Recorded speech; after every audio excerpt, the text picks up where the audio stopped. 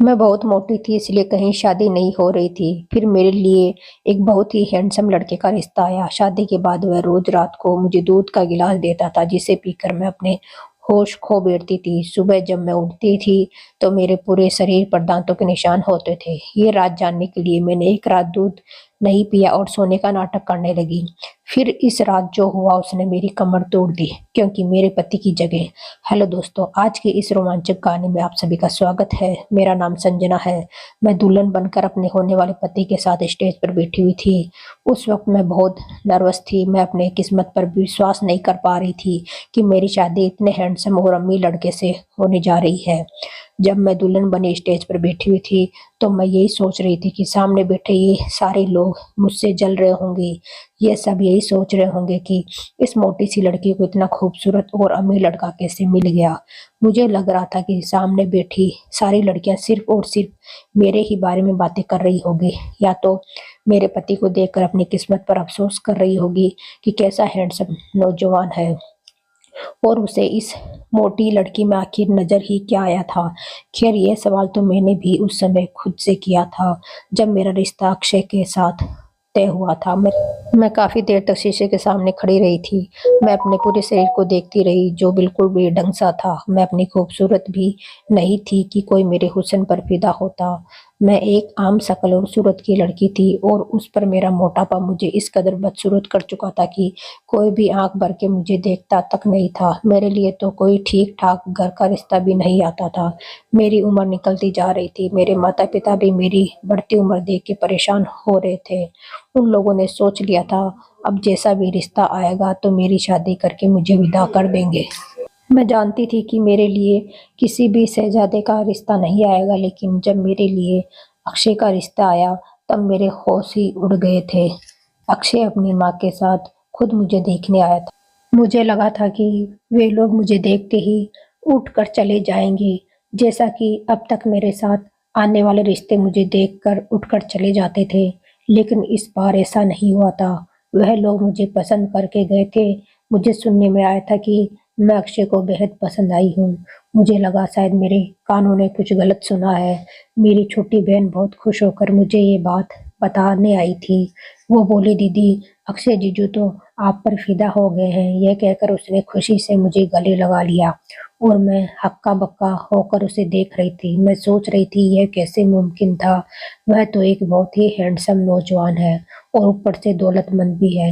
वो ना तो गरीब है, ना ही उसमें कोई ऐसी कमी थी कि वह मुझ जैसी लड़की को पसंद करता, और ना ही मैं कोई बहुत ज्यादा दौलतमंद थी कि वह किसी लालच में मुझसे शादी कर रहा है। इस रिश्ते को लेकर मेरे अंदर कई सवाल उठ रहे थे। मैं आईने के सामने जाकर खुद को गौर से देखने लगी। अपने हाथों से अपने चेहरे के हर नक्शे को छूने लगी। मेरे चेहरे पर ऐसा कुछ भी तो नहीं था जिस पर अक्षय का दिल आता। फिर मैंने अपने शरीर को देखा जो कि मोटापे की वजह से इधर उधर से फैल गया था और बेढंगा सा हो गया था। अक्षय की जगह कोई मामूली शकल सूरत का गरीब लड़का भी मुझे पसंद करता तो शायद मुझे इतनी हैरत न होती। खैर, मेरी शादी भी जल्दी होने वाली थी। अपनी शादी वाले दिन मैं बहुत नर्वस हो रही थी। ना जाने क्यों मुझे यह सब अपनी खुशनसीबी नहीं लग रही थी। मुझे ऐसा लग रहा था कि जैसे बात कुछ और ही है। जरूर अंदर ही अंदर कुछ ऐसी खिचड़ी पक रही थी जिसकी मुझे खबर नहीं थी, क्योंकि शादी वाले दिन मैंने अक्षय के चेहरे पर एक पल के लिए भी मुस्कुराहट नहीं देखी थी। उसके चेहरे पर खुशी का ऐसा कोई रंग नहीं था जो कि दूल्हे के चेहरे पर होता है। जैसे जैसे समय गुजर रहा था मेरा दिल डर के मारे कांप रहा था। मैं सोच रही थी कि हो सकता है कि अक्षय के घर वालों ने जबरदस्ती मुझसे शादी तय की हो। पता नहीं वह मेरे साथ क्या सुलूक करेगा। शायद वो मुझे अपने शब्दों से बेइज्जत करेगा और मुझे मेरी कमियां दिखाएगा। लेकिन शादी के बाद जो कुछ भी अक्षय ने मेरे साथ किया वो मेरे वहम और गुमान में भी नहीं था कि मर्द का यह रूप भी हो सकता है। शादी का फंक्शन खत्म हुआ और मैं विदा होकर बड़ी सी गाड़ी में बैठकर अक्षय के बंगले में आ गई थी। मेरा कमरा बहुत ही बड़ा और खूबसूरत था जहाँ मुझे लाकर बिठाया गया था। वैसे तो मेरी सास और ननद सभी मुझसे बहुत प्यार से बात कर रही थी, पर कुछ देर से वह कमरे से बाहर चली गई। जैसे जैसे समय गुजर रहा था मेरा दिल न जाने क्यों डर के मारे कांप रहा था। मुझे कभी भी अपनी अच्छी किस्मत पर यकीन नहीं आ सकता था। क्योंकि मेरे साथ जब भी कुछ अच्छा होता था तो वो बस थोड़ी देर के लिए ही होता था।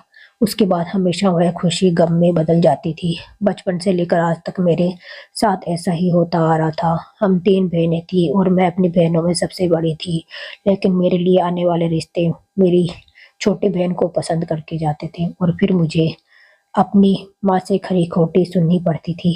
अभी मैं इन्हीं उलझनों में उलझी हुई थी कि तभी मेरे कमरे का दरवाजा खुला और अक्षय मेरे कमरे में दाखिल हुआ। उसके हाथ में दूध का गिलास था जो उसने टेबल पर रख दिया। मैं कुछ सिमट कर बैठ गई थी और मेरी नजरें भी झुकी हुई थी।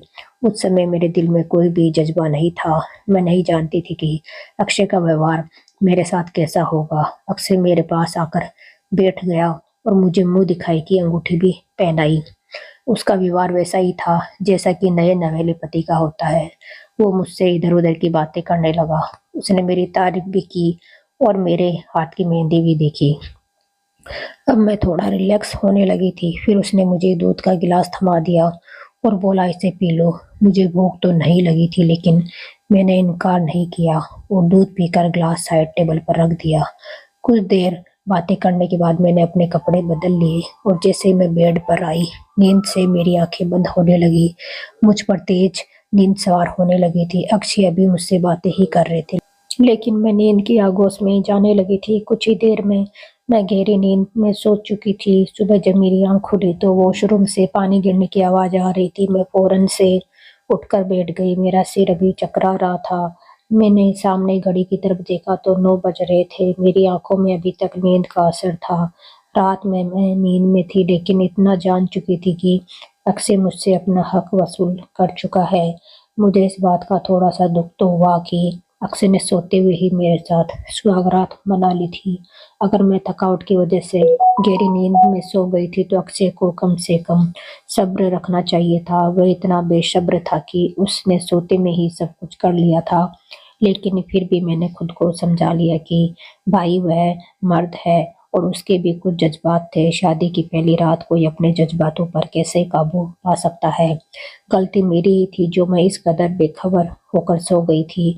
लेकिन जैसे ही मैंने अपने बिखरे बालों को समेटना चाहा तो अपने हाथों पर नाखूनों की खरोंच देखकर मैं हैरत में डूब गई कि ऐसी खरोंचें मेरे पूरे शरीर पर मौजूद थी जैसे रात को मेरे साथ बड़ी बेदर्दी की गई हो। मेरे हाथ में पहनी चूड़ियां टूटकर मेरे हाथों को जख्म कर चुकी थी। मैंने उठने की कोशिश की तो मेरा पूरा शरीर दर्द से चूर था। मैं समझ ही नहीं पा रही थी कि मेरे साथ शादी के नाम पर ये दरिंदगी क्यों की गई थी। मैं भी इसी सोच में डूबी हुई थी कि तभी वॉशरूम का दरवाजा खुला। सामने अक्षय तौलिए से अपने बाल सुखाते हुए बाहर आ रहा था। मुझे देखकर उसने तौलिया मेरे ऊपर फेंक दिया और कहने लगा, जल्दी से तैयार होकर बाहर आओ और ये तौलिया वॉशरूम में जाकर फैला देना। मुझे अपने काम करने की बिल्कुल भी आदत नहीं है, इसलिए मेरे सारे पर्सनल काम आज से तुम ही संभालना शुरू कर दो।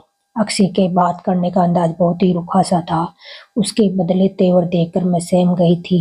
रात को उसका रवैया मेरे साथ बहुत अच्छा था। उसके बाद मैं ऐसी नींद में गई कि जैसे मुझे किसी ने नशा करा दिया हो और अपना ही शरीर मुझे जख्मी नजर आ रहा था। मैं बड़ी मुश्किल से उठकर वॉशरूम तक गई थी। तैयार होकर जब मैं नीचे उतरी तो मुझे अपना एक एक कदम चलना मुश्किल लग रहा था। नीचे सीढ़ियां उतरते ही हॉल में डाइनिंग टेबल रखा हुआ था जिस पर नाश्ता सजा हुआ था। मैं नीचे उतरी और अपनी सास के पैर छूकर उसने आशीर्वाद लिया और अक्षय के बराबर बैठ गई। अभी मैं नाश्ता कर ही रही थी कि तभी एक मोटा सा आदमी जो 6 फीट लंबा था और उतना ही मोटा भी था, बड़े आराम से आकर मेरे साथ बैठ गया। उसे इस तरह अचानक से अपने बराबर बैठता देखकर मैं घबरा गई। वह मुझे देखकर अजीब से अंदाज में मुस्कुरा रहा था और अजीब नजरों से मेरी तरफ देख रहा था। मेरी सास ने मुझसे कहा, ये अक्षय का छोटा भाई है। फिर वह कहने लगी, ये थोड़ा सा बावला है और आधा पागल सा है। यह सुनकर तो मेरा दिल धक से रह गया था। उसकी हरकतें भी कुछ ऐसी ही थी।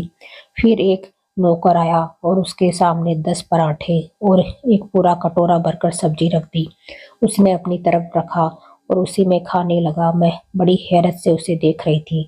वह एक पराठे के बस 4 निवाले बनाता था और खाता जा रहा था। पूरी सब्जी उसके कपड़ों पर गिर रही थी लेकिन वह ऐसे खा रहा था जैसे कि उसने कभी खाना देखा ही ना हो। मैंने मुश्किल से चाय का एक कप पिया और उठकर खड़ी हो गई, लेकिन मुझे हैरत का बड़ा जोर का झटका लगा जब इस पागल आदमी ने मेरा हाथ पकड़कर मुझे दोबारा से कुर्सी पर बैठा दिया। मेरे अंदर से तो जैसे जान ही निकल गई थी। मुझे वैसे ही पागल लोगों से बहुत डर लगता है। वह कहने लगा, तुम मेरे पास ही बैठो और जल्दी से मुझे पानी दो, मुझे मिर्ची लग रही है। मैंने जल्दी से अपना हाथ उसके हाथ से छुड़ाया। मुझे उस पागल से डर लगने लगा था। मेरी सास ये देखकर हंसने लगी और कहने लगी, देवर की बात का इनकार मत करना, यह बहुत जिद्दी है। अगर कोई इसको किसी बात पर मना कर दे तो यह जुनूनी सा हो जाता है। हम भी उसके किसी काम को मना नहीं करते। मैंने अक्षय की तरफ देखा, जो ऐसी लापरवाही से नाश्ता कर रहा था जैसे उसका मुझसे कोई संबंध ही ना हो। मैंने पानी का जग लिया और गिलास में पानी डालने लगी। अभी मैं पानी डाल ही रही थी कि उसने जग मेरे हाथ से छीन लिया और वैसे ही जग मुंह को लगाकर पानी पीने लगा। उसके खाने पीने का अंदाज बिल्कुल जंगली जैसा था। वह जग से पानी पी रहा था और पानी उसके मुंह से बहकर उसके कपड़ों को भिगो रहा था। उसे देखकर ही मुझे घिन आ रही थी। जैसे तैसे पूरा दिन बीता और रात हुई। अक्षय मेरे कमरे में आया। आज फिर से उसके हाथ में दूध का गिलास था। वो गिलास उसने मुझे थमा दिया रात और कहने लगा, यह पी लो। मैंने वह दूध का गिलास पकड़कर साइड रख दिया और उससे पूछा, इस दूध में क्या चीज है? मेरी बात सुनकर वह एकदम से चौंक गया और कहने लगा, क्या मतलब? दूध है और क्या है? मैंने कहा, कल इसे पीने से मुझे गहरी नींद आ गई थी। मैं चाहकर भी जाग नहीं पाई थी। मेरी बात सुनकर वह मुस्कुराने लगा और बोला, यह तो तुम्हें पता होगा कि तुम कितनी रातों से जाग रही थी, जो कल तुम लेटते ही सो गई। खैर, यह दूध मेरी माँ ने दिया है। वह कहती है, अगर औरत दूध पीकर सोए तो बच्चा खूबसूरत पैदा होता है और उन्हें अपना पोता या पोती बहुत ही खूबसूरत चाहिए। ये कहकर अक्षय ने दूध का गिलास साइड टेबल से उठाया और मेरे होठों पर लगा दिया। ना चाहते हुए भी मुझे वह पीना पड़ा, लेकिन जैसे ही मैंने दूध पिया मुझे फिर से नींद आने लगी थी और कुछ ही देर बाद मैं गहरी नींद में जा चुकी थी। दूसरी सुबह मेरा फिर से वैसा ही हाल था जैसा कि शादी की पहली रात हुआ था। मैं अपने अंदर बहुत ज्यादा कमजोरी महसूस कर रही थी। मेरी गर्दन पर दांतों के निशान थे। उस समय मेरे कमरे में कोई भी नहीं था। तैयार होकर जब मैं बाहर आई तो हॉल में मेरा देवर, मेरी सास और ननद नाश्ता कर रहे थे। अक्षय कहीं भी नजर नहीं आ रहा था। अपने देवर को देखकर तो मेरा दिल ही नहीं चाहा कि मैं टेबल पर बैठकर नाश्ता भी करूं। लेकिन आज फिर से मेरा देवर मुझे देखकर मुस्कुराने लगा। मेरी सास कहने लगी, आओ बहू, नाश्ता कर लो। मैं अपनी ननद के बराबर में बैठ गई। मेरा देवर लगातार मुझे ही देख रहा था और रोटी पर रोटी अपने अंदर उतार रहा था। मेरी सास और ननद नाश्ता कर चुकी थी, इसलिए वो दोनों उठकर चली गई। मजबूरन मैं अकेली ही टेबल पर बैठी थी। तभी मेरे देवर ने मुझसे एक ऐसी बात कही कि मैं दंग रह गई। वह मुझे देखकर हंस भी रहा था। मेरी हालत अजीब सी होने लगी थी। मैंने सब कुछ वहीं छोड़ दिया और अपने कमरे में आकर बैठ गई और यह सोचने लगी कि रात को अक्षय मुझे नशे वाला दूध क्यों पिलाता है। मैं उसकी पत्नी हूँ और वह मुझ पर पूरा हक रखता है। वह मेरे होशोवास में भी मेरे साथ संबंध बना सकता था। फिर मुझे नशे में रखने का क्या मकसद था? और फिर मेरे देवर का ऐसी बात का कह देना जो सिर्फ पति पत्नी के बीच होती है, वह बात देवर तक कैसे पहुंची थी? मेरा सर बुरी तरह से चक्कर खाने लगा था। मैं नहीं जानती थी कि मेरे साथ क्या हो रहा है। मुझे कुछ ठीक नहीं लग रहा था। रात को जब फिर से अक्षय ने मुझे दूध का गिलास दिया तो मैंने आज साफ मना कर दिया। मैंने कहा, आज मैं ये दूध हरगिज नहीं पीऊंगी। इसमें यकीनन कोई नशे की चीज है। उसने जबरदस्ती गिलास मेरे मुंह को लगाया तो मैं पीछे हट गई और हाथ से गिलास पीछे कर दिया। मैंने कहा, नहीं अक्षय, आज मैं किसी भी कीमत पर यह दूध नहीं पीऊंगी। मैंने बस इतना कहा ही था कि अक्षय गुस्से से बिखर सा गया था और कहने लगा, क्यों नहीं पीऊंगी? देखो, मैं बहुत ही जुनूनी टाइप का इंसान हूँ और तुम बिना नशे के मेरा जुनून सह नहीं सकती। तुमसे शादी करने का मेरा मकसद भी यही था। मैं जानता था कि कोई भी नाजुक शरीर की लड़की मेरी इच्छाओं को पूरा नहीं कर सकती, इसलिए मैंने तुमसे शादी की है। अब चुपचाप से जो मैं कहता हूँ उस पर इनकार मत करो और चुपचाप ये दूध पियो। मैं यह तुम्हें बता रहा हूँ कि हाँ, इसमें नशा मिला हुआ है। मैं जानबूझकर तुम्हें बेहोश करके तुम्हारे साथ संबंध बनाता हूँ ताकि तुम मेरे जुनून को सह सको। उसने दूध का गिलास मेरे मुंह पर लगाकर मुझे पिला दिया। मैंने कई बार कोशिश की कि मैं दूध ना पीऊं, लेकिन उसने मेरी एक ना चलने दी। इसी तरह 1 महीना गुजर गया था और मैं 1 महीने के अंदर बहुत ज़्यादा कमज़ोर हो गई थी। मेरा 30 किलो वज़न कम हो चुका था। अब मैं कहीं से भी मोटी नहीं लगती थी, लेकिन एकदम से मेरा वज़न कम होने की वजह से मेरी रंगत काली और पीली सी होने लगी थी, क्योंकि हर रात मैं एक जानवरों जैसा व्यवहार खुद पर बर्दाश्त करती थी और अब तो खाते-पीते समय भी मेरे हाथ काँपने लगते थे। हालाँकि इस घर में हर काम के लिए नौकर थे। मुझे कुछ भी करना नहीं पड़ता था, पर मुझे लगता था जैसे मेरा शरीर कमज़ोर होता चला जा रहा है। मेरी आँखों के आसपास काले घेरे हो गए थे। सीढ़ियाँ चढ़ने पर मेरी सांस फूलने लगती थी और धीरे-धीरे भूख बिल्कुल मरती जा रही थी। आज दोपहर के समय मेरी तबीयत कुछ खराब थी और मेरी सास अपने रूटीन चेकअप के लिए जा रही थी, तो मैंने कहा, सासू माँ मुझे भी अपने साथ डॉक्टर के पास ले चलिए। वह मुझे अपने साथ ले गई और डॉक्टर ने मुझे कुछ ताकत की दवाइयाँ दी और मेरे कुछ ब्लड टेस्ट किए। उसके बाद उन्होंने मुझे आराम करने को बोल दिया। मैं वैसे भी कोई काम नहीं करती थी। मेरी सास और ननद मुझ पर कोई रोक-टोक नहीं करती थी और ना ही वो ये लोग मुझ पर कोई ज़िम्मेदारियाँ डालती थी। बल्कि उन्हें तो इस बात से भी मतलब नहीं था कि उनके इतने हैंडसम बेटे ने एक मोटी और आम सी शक्ल-सूरत की लड़की से शादी की थी। एक बार मेरी सास ने बातों-बातों में मुझसे कहा था कि अक्षय ने तुम्हें पसंद कर लिया था और हमें उसकी पसंद पर कोई एतराज़ नहीं था। उसकी ज़िंदगी है और उसने अपनी मर्ज़ी से गुज़ारनी है, इसलिए हमने बिना किसी रोक-टोक से उसकी और तुम्हारी शादी करवा दी। ख़ैर यह गुत्थी मेरे लिए अब तक उलझी हुई थी कि अक्षय ने मुझसे शादी क्यों की थी। वापसी पर मेरी सास कहने लगी कि मुझे शॉपिंग मॉल से कुछ शॉपिंग करनी है, लेकिन मेरी हिम्मत नहीं थी कि मैं शॉपिंग मॉल में घूमूं, तो मैं गाड़ी में ही बैठी रही। मैं यूं ही समय गुजारने के लिए सामने बने रेस्टोरेंट को देखने लगी। बहुत से लोग रेस्टोरेंट में खाना खाने जा रहे थे और कुछ वहां से निकल रहे थे कि तभी अचानक मेरी नज़र अक्षय पर पड़ी। जिस लड़की को मैंने अक्षय के साथ देखा, उसे देखकर तो मैं अपने होशो-हवास खो बैठी थी। वो दोनों गाड़ी से उतरे और रेस्टोरेंट के अंदर चले गए। मेरी गाड़ी दूसरे मेन रोड पर थी और मॉल के सामने खड़ी थी। मेरी सास मॉल के अंदर जा चुकी थी, इसलिए मैं गाड़ी से नीचे उतरी और रोड क्रॉस किया। मैं भी उसी रेस्टोरेंट में चली आई जहाँ पर अक्षय और वो लड़की गए थे।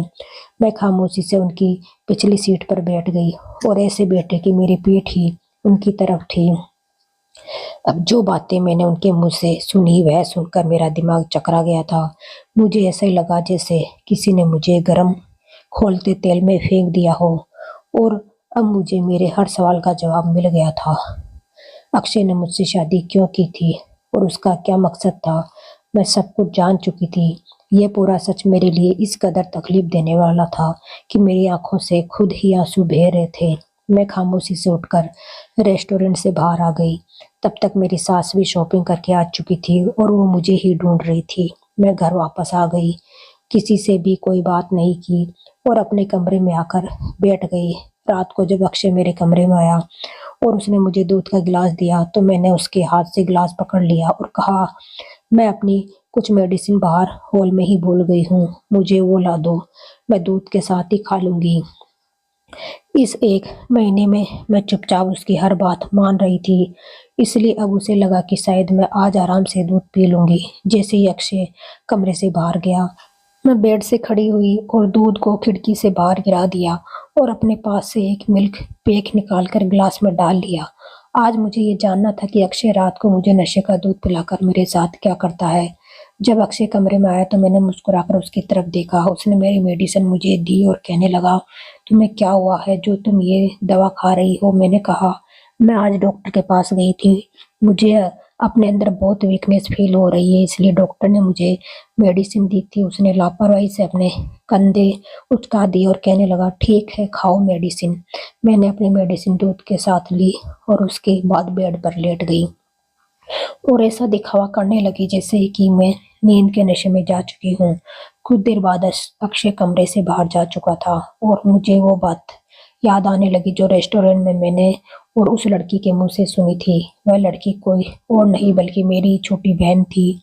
मैंने अपनी छोटी बहन को अक्षय के साथ गाड़ी से उतरकर रेस्टोरेंट में जाते हुए देखा था। मुझे अपनी आंखों पर विश्वास ही नहीं हो रहा था कि मेरी छोटी बहन अक्षय के साथ घूम रही है। इसलिए मैं गाड़ी से उतरकर रेस्टोरेंट में चली गई थी और उनके बिल्कुल पीछे वाले टेबल पर पीठ करके बैठ गई थी। अक्षय मेरी बहन से कह रहा था कि मैं ये ड्रामा अब और ज्यादा नहीं कर सकता। तभी मेरी बहन कहने लगी, देखो जो काम तुम मेरी बहन के साथ कर रहे हो उस हिसाब से वह बस कुछ ही महीने जिंदा रह सकती है, उससे ज्यादा नहीं, और फिर हमारा रास्ता साफ हो जाएगा। वह कहने लगा, मुझे तुम्हारी मोटी और भारी भरकम बहन को देखकर घिन आती है। मुझ जैसा खूबसूरत और हैंडसम नौजवान किस तरह ऐसी बदसूरत लड़की को बर्दाश्त करता है यह मैं ही जानता हूँ।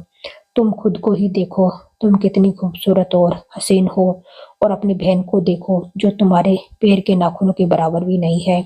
बस मेरी मजबूरी है कि तुम्हें पाने के लिए मुझे उसे अपनाना पड़ा।